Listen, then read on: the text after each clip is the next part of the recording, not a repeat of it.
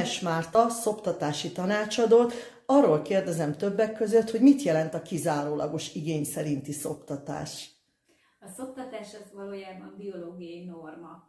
Ez azt jelenti, hogy ez a legtermészetesebb a csecsemőnek.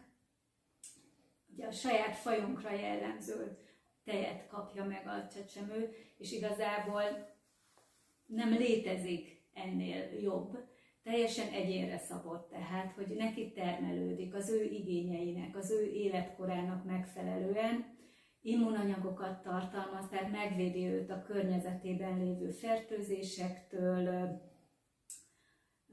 megfelelő hőmérsékletű, bármikor rendelkezésére áll, és tényleg az ő igényeinek megfelelően állítja elő az anya ő számára. Honnét tudhatja az anyuka, hogy gond van a szoptatással, hogy valami nem stimmel? Itt nagyon fontos azért azt is tisztázni, hogy a szoptatás azért nem csak etetést jelent. És ilyenkor szoktak az anyukák megijedni leginkább, hogy mondjuk miért sír olyan sokat a babám, biztos, hogy nem elég neki az anyatej. És igazából a szoptatás az egy gondozási formát jelent, egy kapcsolatot az anya és a baba között, tehát, hogy igazából egy párbeszédet folytatnak, kielégíti minden igényét a mellen a csecsemő, amikor szopik. Ez azt jelenti, hogy mondjuk lehet, hogy ő csak fázik, vagy éppen melege van, vagy most csak szeretne odabújni az anyukájához, vagy éppen van egy kis fájdalma, és fájdalomcsillapítóként használja, vagy megijed valamitől, vagy esetleg találkozott kórokozókkal, és most szeretné az anya immunrendszerét, szervezetét arra ösztökélni, hogy termeljen neki ellenanyagokat, ugye, ami megjelenik majd az anyatejben, és megvédi őt a betegségektől. Tehát nagyon fontos, hogy úgy tekintsünk erre, hogy nem csak azért szopik egy baba, mert ő éhes, hanem egy nagyon-nagyon sok más funkciót is ellát ebben az időszakban. Biztosan már nagyon sokan hallottak a 4. trimeszterről, tehát, hogy ott is ugye a babának egyszerűen hozzá kell szoknia a kinti léthez, és hogy még nagyon-nagyon alkalmazkodjon, tehát, hogy nem várhatjuk el tőle, hogy rögtön alkalmazkodjon a külvilághoz, hanem ez egy nagyon szép, fokozatos folyamatot jelent, amiben a szoptatás az teljesen jól belesimul, és tökéletesen elősegíti ezt a folyamatot. Gyakran hallani azt, hogy a babám egész nap szopizna. Ez biztos, hogy annak a jele, hogy ő folyamatosan éhes. Igen, tehát amit mondtam, tehát nem csak azért sírhatnak a babák, mert éhesek, és mondjuk nem csak azért szopizhatnak, mert ők éhesek, hanem tényleg esetleg a testközelségre vágyik, álmos, tele a pelenkája, vagy hirtelen nagyon sok inger érte, mert mondjuk hirtelen nagyon sok látogató érkezett a családhoz. És az igény szerinti szoptatásnál nagyon fontos, hogy figyeljünk a baba jelzéseire. Mik lehetnek ezek a jelzések?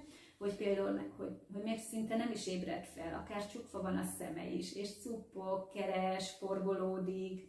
A sírás ilyenkor már egy késői jel, tehát ezt mindenképpen fontos megelőzni, tehát hogy már rögtön figyeljünk ezekre a jelekre, és helyezzük merre a babát.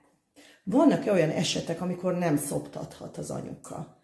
Azért nagyon ritka az olyan eset. Tehát nagyon ritka, nagyon kevés az olyan betegség, ami mellett nem lehet szoptatni, nagyon kevés az olyan gyógyszer, ami mellett nem lehet szoptatni, és nagyon kevés az olyan betegség, akár a gyermeknél, ami mellett nem lehet szoptatni.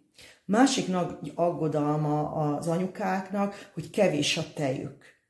Honnét lehet tudni, hogy kevés a tej, és vannak erre úgymond módszerek, hogy a tej mennyiséget növelje az édesanyja? Hát mindig visszacsatolnék az igény szerinti szoptatáshoz, mert ez a kulcsa az egésznek. Tehát ha igény szerint szopik a baba, akkor ő neki annyi anyatej fog termelődni, amennyire neki szüksége van.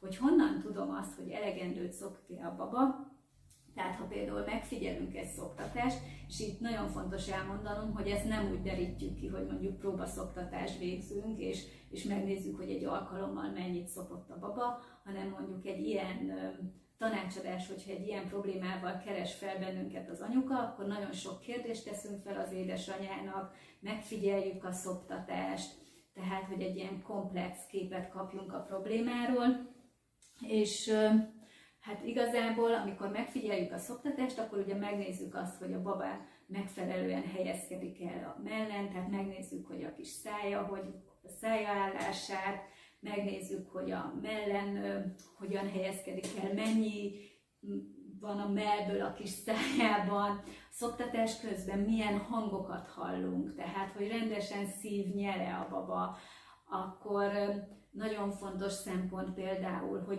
hogyan nyugszik meg szoptatás közben. Ugye vannak ilyen kis fázisok a szoptatás közben is, hogy megpihen, újra kezd, és akkor szépen lassan így belassul a szoptatás, és a végén teljesen így elernyed. Tehát olyankor biztos, hogy ő elegendő anyatejhez jutott. De ugyanígy mutatja az is például, hogy mennyi pisis és kakis pelenka van. Tehát, hogy ezeket is fontos figyelnünk az első hetekben, és nem mindig csak a mérlegre hagyatkozunk. Persze vannak olyan helyzetek, amikor igen szükséges azt figyelnünk, hogy mondjuk egy nap alatt, vagy 2-3 nap alatt mennyit fejlődött a baba. De ezt mindig mérlegeljük. Még egy nagy aggodalom az anyukák részéről, az a mellgyulladás, a fájdalmas szoptatás. Milyen lehetőségei vannak ennek a megelőzésére, illetve mit tegyen olyankor egy anyuka, amikor ez megtörténik? Mindenképpen az igény szerinti szoptatás az egyik megelőzés, tehát hogy nem maradnak ki esetleg szopik, tehát hogy nem telik el nagyon sok idő, azért előfordulhat, hogy egy nem megfelelő technika, tehát hogy rosszul helyezkedik el a baba a mellen, és az vezet egy mellgyulladáshoz, vagy egy szoros ruha, akár egy melltartó is okozhat mellgyulladást. Tehát ilyenkor mindenképpen fontos szakembernek a segítségét igénybe venni, minél hamarabb segítséget kérni és nem várni meg, hogy akár több nap elteljen a problémával. Úgyhogy én mindenképpen azt gondolom, hogy nagyon fontos, hogy az anyukák merjenek segítséget kérni.